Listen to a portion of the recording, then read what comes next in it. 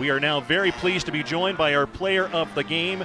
After knocking down 7 3-pointers on the afternoon, she ends up with a game-high 23 points, tied for the game high with Amari Young. And, of course, I'm talking about Victoria Morse. And, way to go out there today.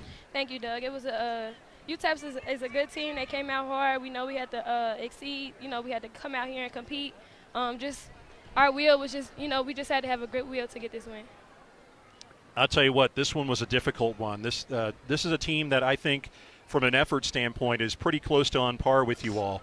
What was the difference today? How did you all get this thing done?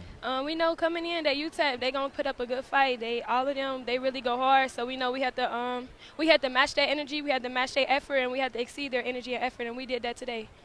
Well, you played 34 minutes and still were able to knock down 8 shots. I know you probably a little bit tired out there, but it's just like you had this will about you, and especially when you went to the point guard spot. They gave you that shot. Talk about how the looks that you got out on the floor today. It was just a mentality. Taylor went out with like 4 fouls, I think, so, I just had to take responsibility, and I know what I had to do, and I knew where I was going to get open shots. So the thing was, just put the ball in the net. That's all there is to it. Well, talk about defensively, and you were guarding Zach a lot of the time out there. She had you as far as height goes, but not as far as will. Talk about how hard that was doing that. The first half, she had like 20 points, so we had to shut that down. That's not really Monarch basketball. So the second half, we came out, and we had to stop her. Like, that was one of the keys coming out from halftime. We had to stop her, and we did just that. I know you've won 9 in a row, Vicki, but, it seems like you all have your backs up against a wall right now because so many players are out with injury. You didn't have Weezy today. You didn't have Amaya for the second straight game. And then Snoop gets injured early in the contest, and she didn't play much of the second half as a result. What does it say to the resolve and the motivation of this team to be able to continue to find ways to win games like this, even though you seem to be battling the injury bug here? Doug, we're all close. We all love each other. We're a close-knit team. So at the end of the day, when we step out on this floor, we're going to go hard for each other. And that's all I can say. We go hard for each other. We want to get the win. We got to persevere, do anything. Injuries, rest, or whatever. We're just going to persevere. And so now you're 10-1 in conference play. You get a chance to move into a tie for first as you take on the defending champion in Rice back at home. How excited are you all for that opportunity on Thursday? Oh, we're very excited. Rice is a good team. We got to get them back from last year. Looking forward to seeing that there. Congratulations. Thank you. Now very pleased to be joined by the head coach of Old Dominion women's basketball, Nikki McCray, after her Monarchs grind out a 77-69 win at UTEP. And, Coach, that's a heck of a ball game. Definitely. I don't know, for those old heads, if you saw the show, 8 is enough. That's what we talked about. 8 was enough, and all 8 persevered, came ready to play. I thought we had tremendous play from a lot of different people that stepped up at different times. Whether it was a rebound, whether it was a stop. Deja got a key offensive rebound. Marie, a block. Boogie, a steal. It was just so many different people did things that was timely. And it was really good to see, especially in a special place like this.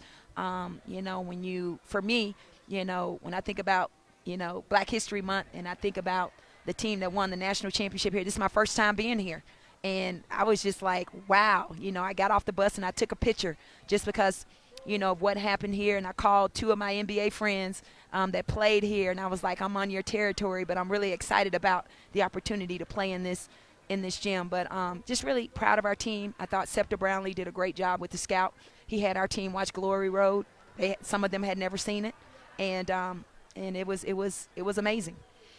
You mentioned 8 is enough. You ended up down to 7 by early third quarter as Mariah Adams got injured with her shoulder late in the first, tried to play through the pain, but then eventually she ended up getting iced up by Andelin. What can you tell us about her shoulder and where she is right now? I haven't gotten a report. I know that she possibly could have gone back in the game, but we didn't do it. And so I'll get the report afterwards. I think, UTEP's doctor is going to look at her. But again, we played with whoever was remaining. They stepped up and played. Boy, you and your coaching staff did a really good job of shuffling players in and out. one of the keys was to play without foul trouble, but unfortunately you got in foul trouble. Yeah. But talk about how, what you guys were doing.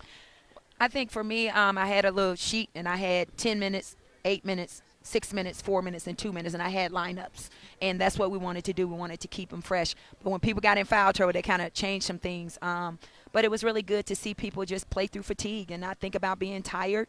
Obviously, Taylor and Vicky played the most minutes. Taylor didn't play as many minutes against UTSA, so she had a little bit more legs, and she was in foul trouble, so she probably would have played even more minutes. But just overall team effort. I mean, this is probably Marie's highest minutes, 27 minutes, and as well as Ashley's, but they persevered.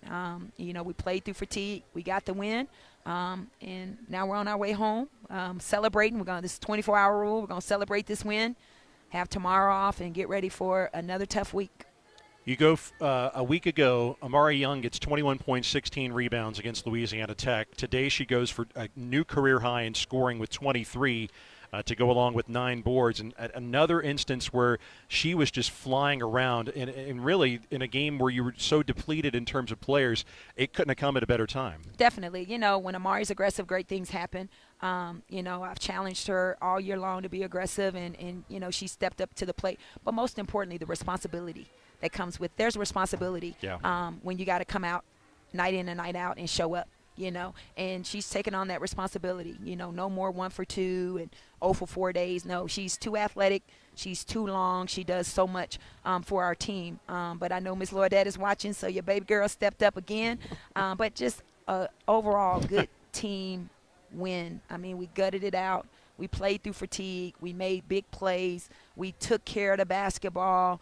I thought Boogie, Asia Hudson, she started the game really getting into number 3. I mean, she really set the tone. And I challenged her, and she rang the bell. I mean, that young lady felt her, and she was fatigued, and that's what we needed to do. We needed to wear number 3 down.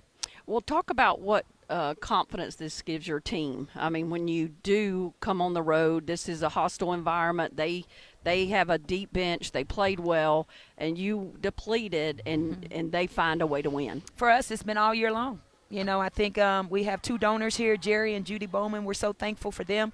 And I know they're always tweeting, but you never know who's going to step up. You just want some consistency with your big 4. And I've talked about that.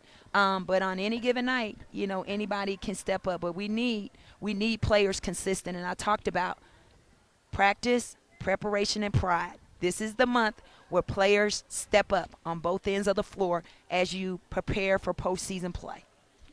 I think maybe lost in the shuffle at times in this tight ball game is the play of your interior players on defense. I mean, Amari Young is all over the place. We mentioned that earlier.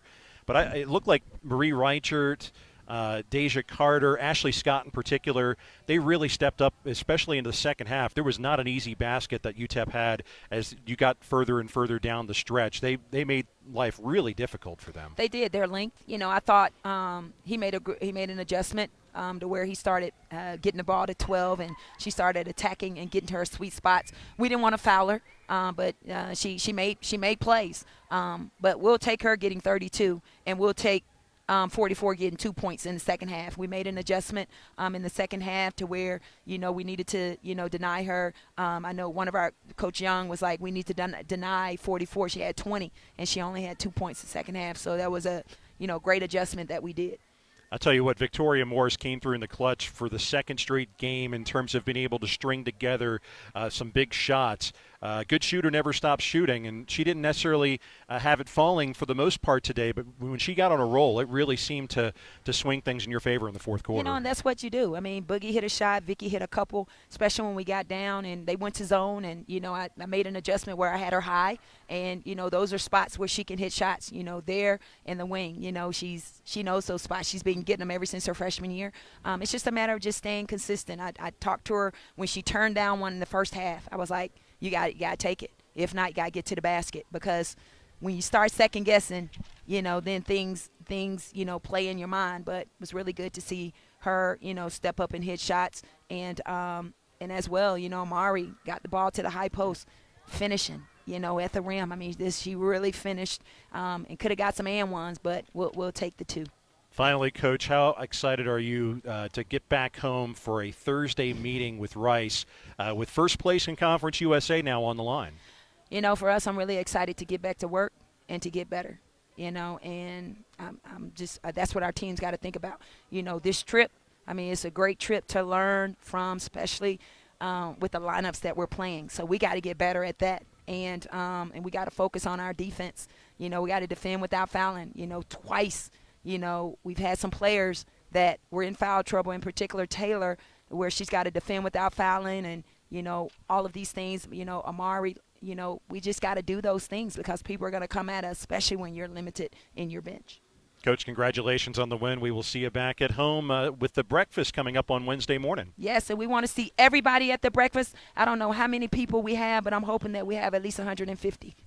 That is Old Dominion head coach Nikki McCray, and that breakfast, by the way, comes your way Wednesday morning at 7:30 in the Big Blue Room at Chartway Arena. For tickets, they're $10 in advance or $15 at the door. You can go to OldDominionAF.com. That's the Old Dominion Athletic Foundation website. Just go to where they have ticketing options and then go to the events page. You'll be able to locate the breakfast. You can sign up and get your tickets today, or you can get them at the door if you're not really sure whether or not you'll be able to get there until the day of. And again, 7:30 a.m. on Wednesday morning before you head on out to work. A day before Old Dominion plays host to Rice on Thursday, 6:30 at Chartway Arena. Tickets for that game available at whynottix.com after Old Dominion wins at UTEP 77-69.